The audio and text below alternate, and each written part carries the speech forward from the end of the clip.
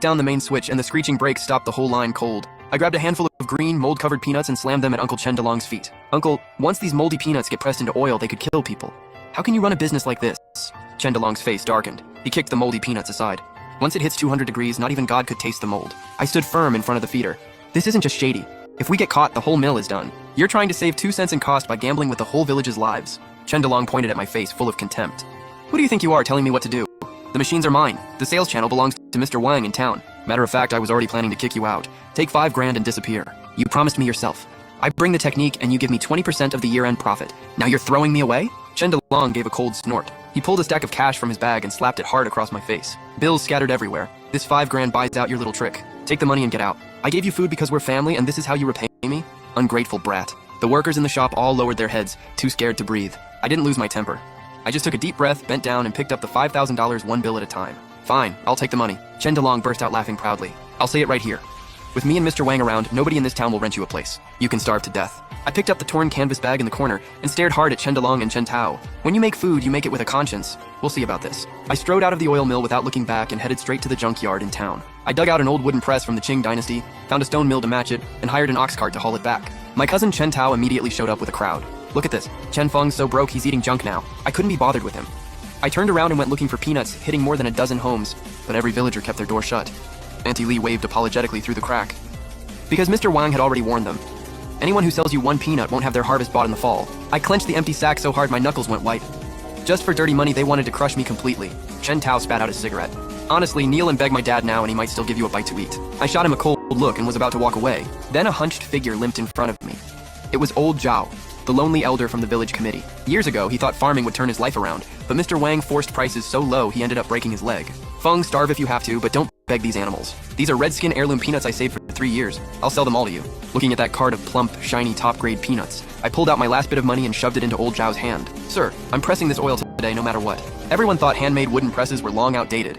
But with it, I made premium traditional oil, and even attracted a big buyer from the capital city. Inside the drafty shed, the stove burned red hot. Bare-chested, I grabbed a big iron shovel and stir-fried the Redskin peanuts in the wok. The heat had to be precise down to the second. I packed the roasted mash into the old wooden press, raised the heavy ram and slammed it into the wedge. Every strike was my declaration of war against my uncle and Mr. Wang. As the wooden press tightened, the first stream of golden traditional oil slowly ran down the groove. The rich mellow aroma burst out instantly and drifted miles with the wind. At daybreak, Chentao brought people over to mock me. Chen Feng, has that rotten piece of wood squeezed out any pee yet? Before he even finished talking, the wave of fragrance hit him and froze him in place. Outside, a Mercedes with capital city plates slammed on the brakes. A middle-aged man in a suit stepped out, planted 1 foot in the mud and didn't even care. That smell. This is the lost ancient cold press method. The man stared at the fresh first press oil, his voice shaking with excitement. I'm the purchasing director for Guobin Restaurant in the capital.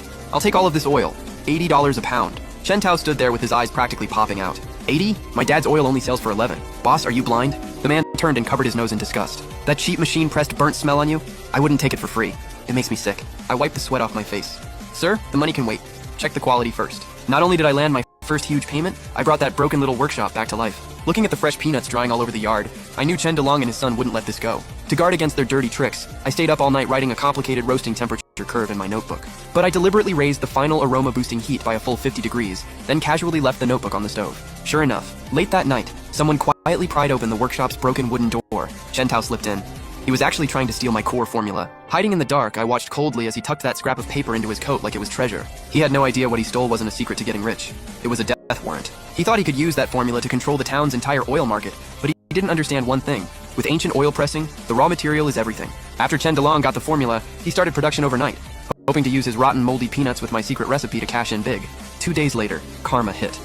The high heat carbonized the cheap oil completely. The oil came out black and carried a disgusting bitterness. One of Mr. Wang's downstream buyers flipped the table on the spot and returned dozens of barrels of the garbage oil. Chendalong lost everything and smashed the machines in a rage. Humiliated and furious, he blamed the whole mess on me. Early the next morning, just as I was about to fire up the stove, the workshop lights flickered a few times and went completely dark.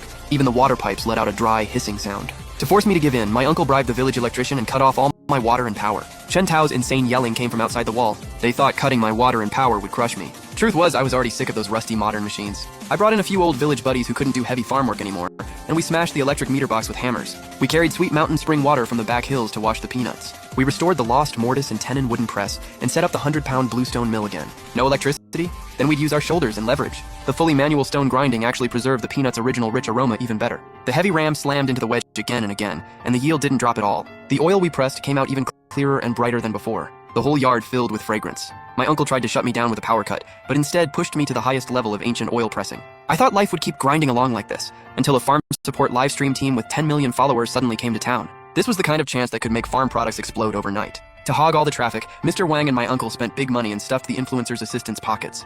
They wanted to control every shot. They even set up a roadblock at the village entrance to keep the team from coming anywhere near me. But real impact can't be hidden. The streamer got tired of the fake lines and the choking machine oil smell inside my uncle's workshop, so he stepped out for air. Then the deep thudding of the wooden ram from the back hills caught his attention. When he pushed open my broken wooden door, he saw shirtless men drenched in sweat, working completely by hand, beside an old stone mill and jars of clear golden oil. The scene stunned him on the spot. He tore up his deal with my uncle and announced that tomorrow's first farm support livestream would be held in my little workshop. Once the news spread, my uncle and Mr. Wang were so mad they smashed up the office. Because the streamer chose my workshop for the debut, Chen Tao tried to destroy me before the broadcast. In the middle of the night, he dumped 3 full sacks of mud and sand into my only well. He wanted to leave me without water to wash the peanuts and humiliate me in front of millions of viewers, but I had already guessed they would pull something dirty. The next day, once the livestream began, the streamer saw the muddy water in the well and thought the whole show was about to crash. Chen Tao even hid in the crowd, ready to laugh. But I took the camera crew straight over 2 hills and showed them the living mountain spring I had diverted overnight. Then I demonstrated the highest standard of ancient-style peanut washing on the spot. That pure, natural scene sent the livestream heat past 1 million instantly. The chat filled with comments supporting a business with a conscience. Chen Tao watched the traffic explode and his face turned green. He just didn't get it. Cheap tricks can never stop real gold from standing the test of fire. Orders in the livestream shot past 30,000 and Mr. Wang couldn't sit still anymore. He hired a huge army of trolls to flood the chat. Unlicensed black market workshop. Eat that and you'll get poisoned. The hygiene is terrible. They're playing with people's lives. They thought these vicious lies could get us forcibly banned by the platform. But I calmly pulled a laminated test report from my jacket and held it right up to the HD camera. This is the highest standard inspection report from the capital city's Quality Bureau. Every single barrel has a tracking code. If anything goes wrong, I, Chen Feng, will pay with my life. To shut them up for good, I also showed the special workshop permit hanging on the wall. The rumors didn't break me. Instead, they showed viewers the backbone of a real rural craftsman. Sales doubled right then and there. Mr. Wang tried to bury me with online trolls, but he could no longer stop this massive wave of fortune. With the first money I earned, I founded Chen's Conscience Oil Pressing Cooperative, raised the purchase price for the villagers, and promised never to owe them a penny. That completely cut off my uncle and Mr. Wang's lifeline. To fight back, Mr. Wang pulled the dirtiest move yet. He dug up old fertilizer IOUs the villagers had signed years ago. What had been informal favors were suddenly turned into high-interest debt. Anyone who dares sell peanuts to Chen Feng better pay me back today. Principal and interest. The villagers panicked. Some even crouched outside my workshop, holding their heads and crying. With those compounding debt notes as chains, Mr. Wang tried to force the whole village to sell peanuts cheap to my uncle to pay him back. He stood at the village entrance laughing proudly, trying to use the black hand of money to strangle my cooperative in its cradle.